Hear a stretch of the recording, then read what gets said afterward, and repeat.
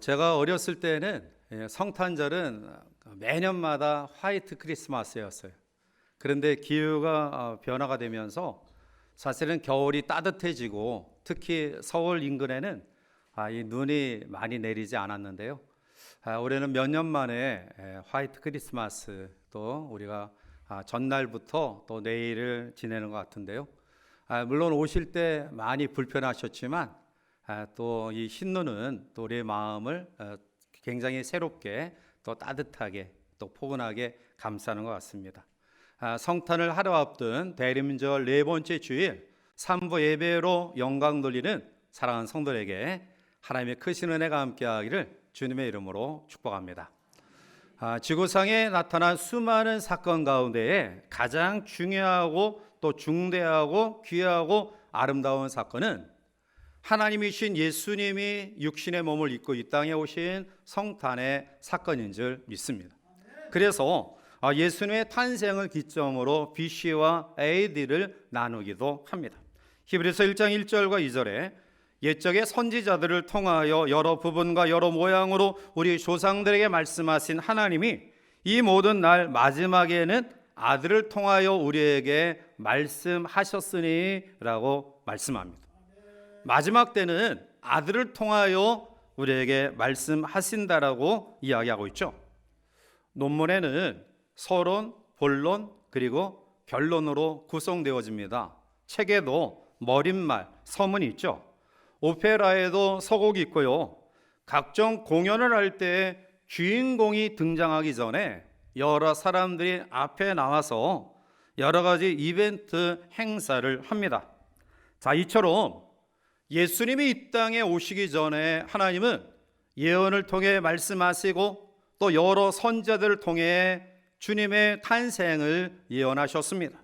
각가지 모형과 상징으로 예표하시기도 했습니다. 그런데 이제 드디어 주인공이신 예수님이 이 땅에 오시기 6개월 전 세례 요한을 보내서 예수님의 길을 예비하십니다. 오늘 저도 그렇고요. 또 이 가운데 참여한 우리 모두는 아무런 의미 없이 목적 없이 이 땅에 태어난 존재 아무도 없습니다. 하나님은 저와 여러분들을 향하여 아주 귀한 계획을 가지고 또 하나님의 계획 속에 우리가 이 땅에 태어나서 지금까지 생활해 나가는 줄 믿습니다. 자, 그런데 세례 요한은 물론 우리 모두도 하나님의 계획과 섭리 속에 이 땅에 태어났지만 세례 요한은 남다른 특별한 하나님의 섭리 속에 이 땅에 보내진 사람입니다. 그는 이미 그의 아버지 제사장 사라야와 엘리사벳을 통해서 내 몸에서 아들이 태어날 것이다. 그 아들의 이름을 요한이라 하라 이야기합니다. 그의 출생은 부모와 더불어 모든 사람에게 기쁨이 될 것이다. 그리고 그는 하나님 앞에 큰 자가 될 것이다 라는 예언의 말씀을 듣습니다. 나시린처럼 구별된 사람이며 태아로부터 성령의 충만함을 입을 것이다 라고 이야기합니다. 예수님보다 6개월 먼저 와서 선지자의 사명을 감당할 것이며 예수님의 길을 예비할 것이다 라는 예언을 가지고 이 땅에 태어납니다. 세례 요한은 사람들에게 인정받는 선지자였습니다. 그가 하나님의 말씀을 선포할 때 수많은 사람들이 몰려들었고요. 회개하고 그리고 그로 말미암아 세례를 받게 됩니다. 그는 성경에서 이미 예언된 사람이었습니다. 이사야 40장 3절에 외치는 자의 소리여 이르되 너희는 광야에서 여호와의 길을 예비하라 사막에서 우리 하나님의 대로를 평탄하게 하라 라는 예언의 말씀 가운데 태어난 사람이었습니다. 그리고 그 사역을 감당하면서 예수님께로부터 가장 귀한 인정을 받은 사람이었죠. 마태복음 11장 11절에 내가 진실로 너희에게 말하노니 여자가 낳은 자 중에 세례 요한보다 큰 이가 일어남이 없도다. 그러나 천국에서는 극히 작은 자라보다 그보다 크다라는 말씀을 듣습니다. 이와 같이 예언 가운데 태어난 세례 요한, 이 땅에 와서 선지자의 거룩한 역할을 감당했던 세례 요한, 주님께로부터 가장 귀한 칭송의 이야기를 들었던 세례 요한, 그가 이러한 인정과 칭찬과 그리고 하나님께 기쁨이 되었던 요인이 무엇일까? 오늘 성탄을 하루 앞둔 우리의 마음속에 다시 한번 세례 요한의 믿음을 묵상하면서 우리도 그의 믿음을 본받아 다시 오실 예수님을 기다리며 영광 가운데 맞이하는 하나님의 사람들이 되시기를 주님의 이름으로 간절히 축복해 드립니다. 먼저 세례 요한은 우리 같이 한번 따라오실까요? 자신의 위치를 알았다. 세례 요한은 자신의 위치를 정확하게 파악하고 안 사람입니다. 세례 요한이 요단강에서 세례를 줍니다. 수많은 사람들이 몰려듭니다. 장안의 소문이 났습니다. 400년 동안 말라기 선지자 이후에 하나님의 묵시가 끊어지고 선지자가 중단된 가운데 혜성같이 나타난 세례 요한의 말씀은 권위가 있었고요, 그들이 지금까지 바라봤던 제사장, 레위인, 종교 지도자들과 달리 아주 호화스러운 안락한 그리고 존경받는 평안한 제사장 가문의 삶을 포기하고 광야에서 청결한 삶을 살았습니다. 그리고 그 입에서 나오는 메시지가 지금까지 듣지 못했던 권위 있는 말씀이었습니다. 수많은 사람들이 몰려듭니다. 와서 회개합니다. 그리고 세례를 받습니다. 그런데 모두가 기뻐했던 것은 아닙니다. 오히려 오늘 1절 본문 19절 말씀 가운데 보면 유대인들이 제사장들과 레위인들을 보내어 조사하도록 명합니다. 세례 요한이 나타나 회개하라, 천국이 가까웠다라는 하나님의 말씀을 선포하며 그들의 잘못과 죄악을 지적하니 기분이 나쁜 거예요. 여러분, 우리가 권면을 들을 때, 책망을 들을 때 정말 그 책망과 권면을 잘 받아들여야 돼요. 다윗의 자세를 가져야 돼요. 다윗은 일국의 왕이었습니다. 그러나 그의 숨겨진 범죄를 늙은 노 선지자 나단이 와서 다윗의 죄를 책망합니다. 그는 왕이었습니다. 나단은 힘없는 노인에 불과합니다. 그러나 노인의 책망에 다윗은 왕자에서 내려와 무릎 꿇고 울며 회개합니다. 그러나 사두개인들은 그렇지 않았습니다. 그들은 오히려 예수님의 권위, 세례 요한의 권위에 대하여 반항합니다. 외면합니다. 거부합니다. 그리고 그들의 잘못을 인정하지 아니하고 어떻게 하면 세례 요한의 흠을 잡아서 그의 명성을 가라앉힐까라는 잘못된 생각에 가득 차 있습니다. 이제 유대인들의 명을 받은 제사장들과 레위인들이 와서 내가 누구냐? 무슨 권세로 세례 주고 이러한 일을 행하느냐? 세례 요한은 나는 그리스도가 아니다. 그러면 네가 메시아냐? 우리 민족이 수백 년 동안 기대했던 메시아냐? 나는 그리스도가 아니다. 그러면 엘리야냐? 나는 엘리야도 아니다. 그러면 내가 선지자냐? 세례 요한이 역시 단호하게 나는 선지자도 아니다 라고 이야기합니다. 만약 세례 요한이 내가 선지자다, 하나님이 보내신 사람이다, 이러한 말만 한마디 했으면 아마 사람들은 더 환호하고 그리고 세례 요한을 추종했을 거예요. 일리야 대스타가 될 것입니다. 그럼에도 불구하고 나는 아니다라고 이야기합니다. 그것은 세례 요한은 자기의 위치를 알고 있었기 때문입니다. 여러분, 우리가 살아가면서 유혹에 넘어가기 쉬운 가운데 하나가 뭐냐? 우리를 추앙하고 우리를 칭찬할 때 겸손함을 가지는 거예요. 조금의 일말의 양심 있는 사람은 뭐 그렇게 겸손하게 세례 요한처럼 나는 아니다라고 이야기하지는 않지만 그냥 침묵하는 경우가 있어요. 그러나 그럴 때 침묵은 긍정이에요. 내 입으로 쑥스럽게 말할 수 없지만 뭐 그런 것 같다. 교주들이 처음부터 잘못된 사람도 있어요. 아주 사악한 완악한 마음, 악령을 가지고 사람들을 미혹하는 이단들도 있지만 또 그 이단들 가운데 우리가 잘 아는 박태선 이러한 사람들은 사실은 처음에 장로로서 하나님 앞에 깊은 영성을 가지고 시대 속에 사람들에게 하나님의 말씀의 울림을 주었어요. 그런데 조금 지나 보니까 사람들이 너무나 자기를 맹목적으로 추정하는 거예요.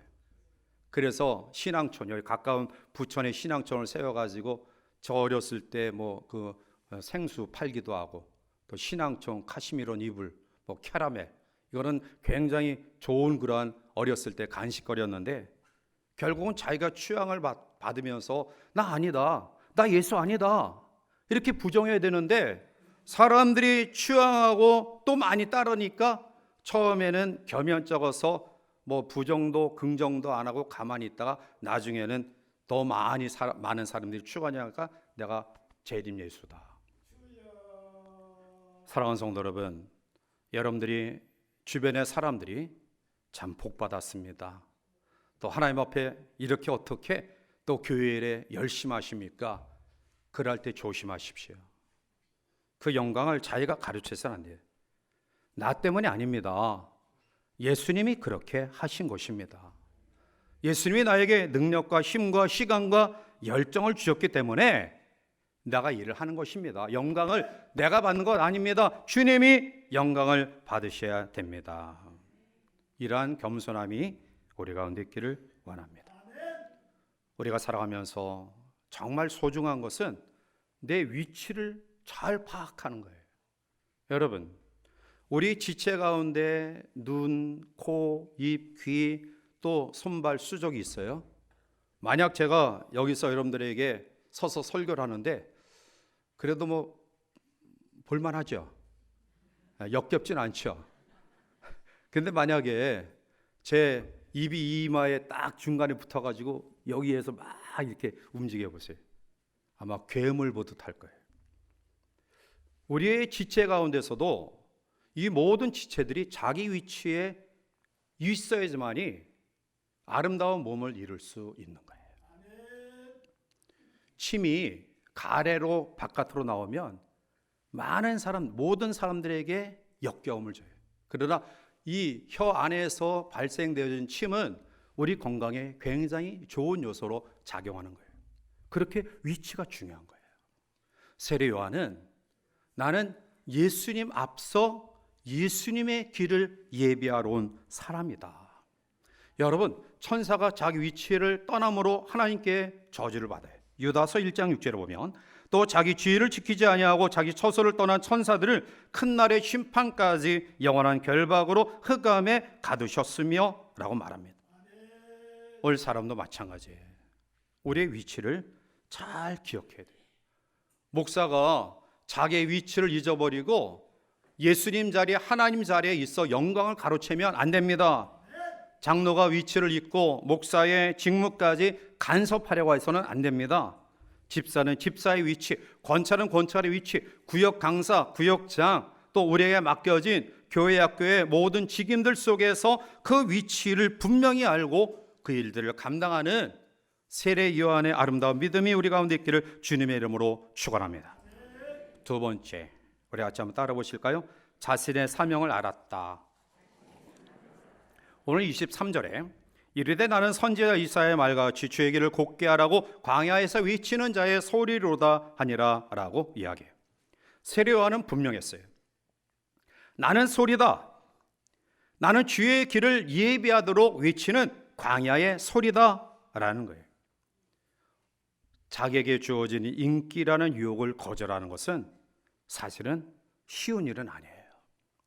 세례 요한이 설교할 때 수많은 사람들이 눈물을 흘리며 회개합니다. 그리고 세례 요한 앞에서 세례를 받습니다. 근데 그들에게 나 아무것도 아닙니다. 나는 주인도 아닙니다. 주인이 시켜서 단지 말을 전할 소리일 뿐입니다. 나에게 아무것도 기대하지 마십시오. 내 뒤에 오시는 저분을 찾아가십시오 라고 아주 명확하게 이야기해요. 말을 요령 있게 하는 사람은 지혜로운 사람, 총명한 사람이에요. 그래서 이야 참 기가 막히게 막힘이 없이 말 잘하는 사람 있죠. 그러나 말을 명확하게 하는 사람은 참된 하나님의 사람이에요. 세례 요한은 요령 있게 말하는 사람이 아니라 명확하고 정확하게 말하는 사람. 나는 아무것도 아닙니다. 나는 단지 소리입니다.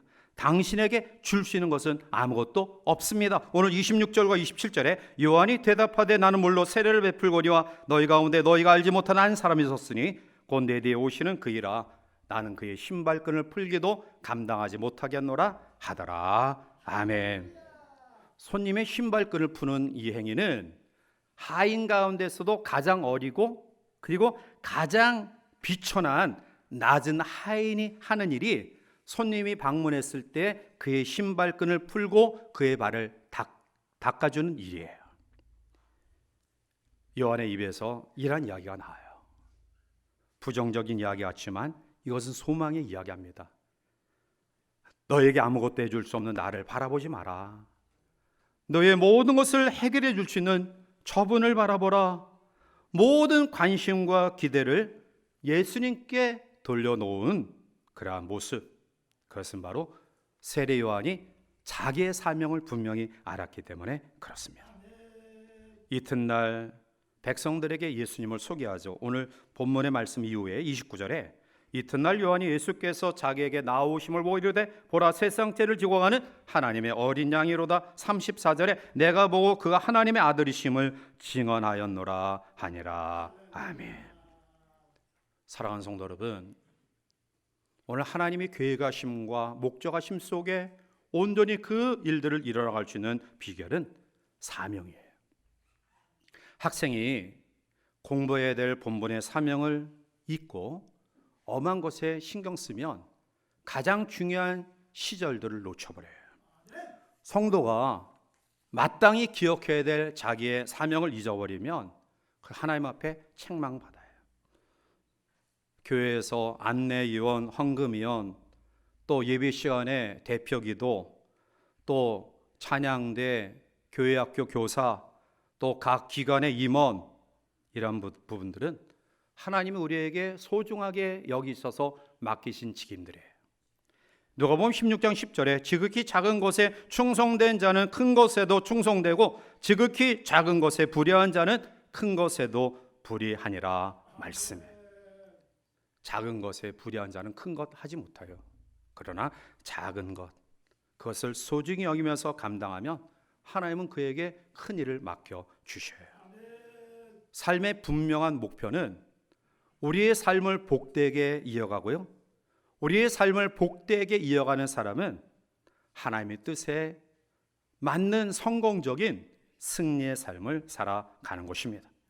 이 아침 세례 요한처럼 나의 위치 속에 내가 가정에서의 사명, 교회에서의 사명, 또 직장과 이 사회에서의 나의 사명이 무엇인가를 바르게 분별하고 그 사명을 잘 감당하는 우리 모두가 되시기를 주님의 이름으로 축원합니다. 세 번째, 우리 같이 한번 따라 보실까요? 자신의 기쁨을 알았다. 예수님이 유대 지방에 가셔서 세례를 주고 또 많은 사람들에게 말씀을 선포하자 예수님 주변으로 사람들이 몰려들어요. 이 일을 본 세례 요한의 제자들이 다급한 마음을 가지고 세례 요한에게 보고해요. 선생님, 당신을 따르던 사람들이 지금 예수라는 사람에게 다 몰려가고 있습니다. 어떻게 대책을 세워야 되지 않을까요? 어떻게 분명하게 어떤 문제 해결을 세워야 되지 않을까요? 여러분들이 칭찬과 존경과 스포트라이트를 받았는데, 그런데 다른 사람에게 옮겨갈 때 여러분들은 어떻게 반응해요? 사실 여부를 확인하기도 전에 입에 거품을 물고 그 사람의 과거사, 잘못된 그런 과거의 단점, 이런 것들을 통해 험담하기 시작해요.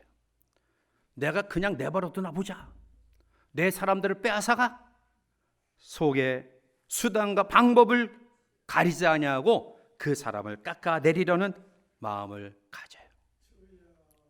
이게 믿음 없는 불신자들의 세계 속에서만 있는 일일까요? 아닐 것이에요. 교회 안에서도 혹시 내가 그런 모습을 가지고 있지는 아니한지요. 오늘 그러한 이야기를 들었던 세례 요한은 제자들을 오히려 교훈합니다. 요한복음 3장 27절에 보면 요한이 대답하여 이르되 만일 하늘에서 주신 바 아니면 사람이 아무것도 받을 수 없느니라. 내가 세례를 주고 말씀을 선포한 것도 하나님이 나에게 능력 주셨기 때문에 이 일을 한 것이다.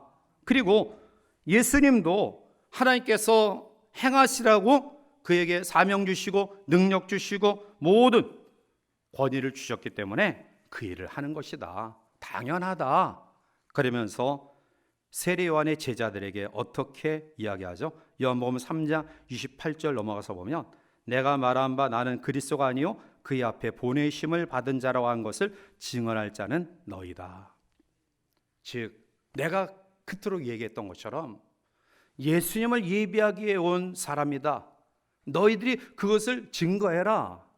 우리가 섬겼던 세례 요한은 예수님을 준비하기 위해 먼저 하나님께 보냄을 받은 그러한 사람이다. 참된 메시아, 참된 구세주는 예수 그리스도다. 너희들이 그것을 증언하라는 거예요. 그러면서 계속해서 요한복음 3장 29절에 보면 자기가 무엇 때문에 이렇게 하느냐를 설명해요. 신부를 취하는 자는 신랑이나 서서 신랑의 음성을 듣는 친구가 크게 기뻐하나니 나는 이러한 기쁨으로 충만하였노라.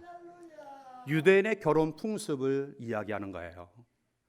유대인의 결혼 풍습 가운데 신랑은 자기 제일 친한 친구를 이제 먼저 앞세워서 결혼의 준비를 다 준비하게 해요.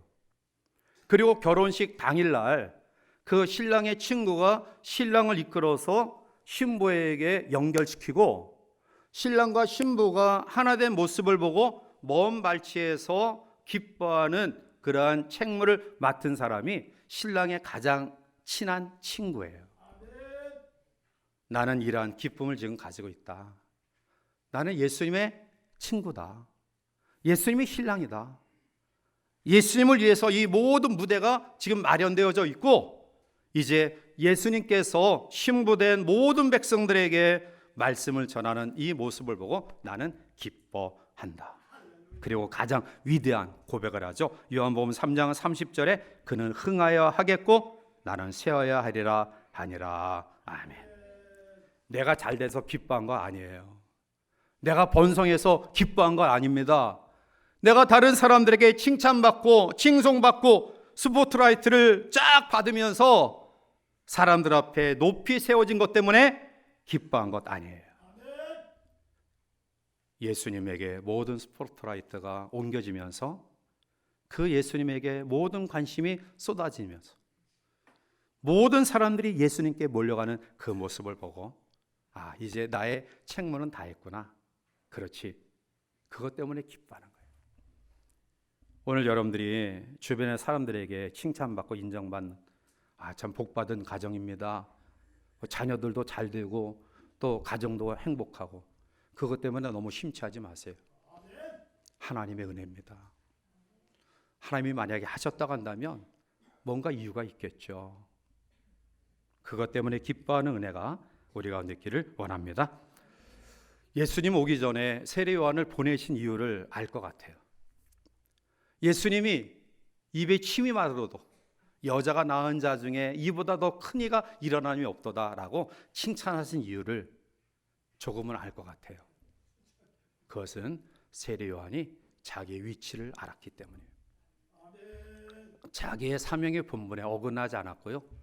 그리고 진정 기쁨이 무엇으로 얻어지는 것인가를 알았기 때문이에요.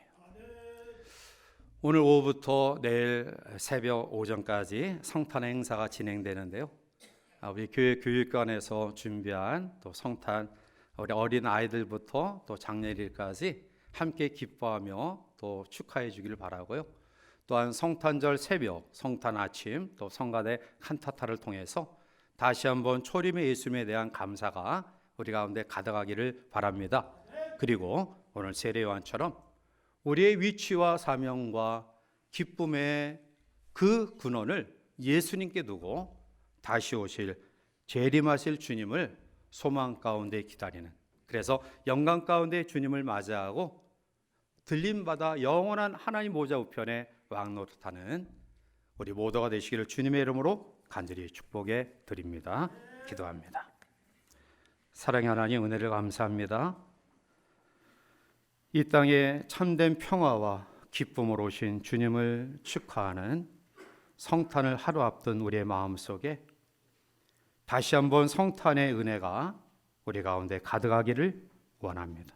그리고 다시 오실 재림하실 주님을 맞이하기 합당한 세례 요한의 믿음이 우리 가운데 있기를 원합니다.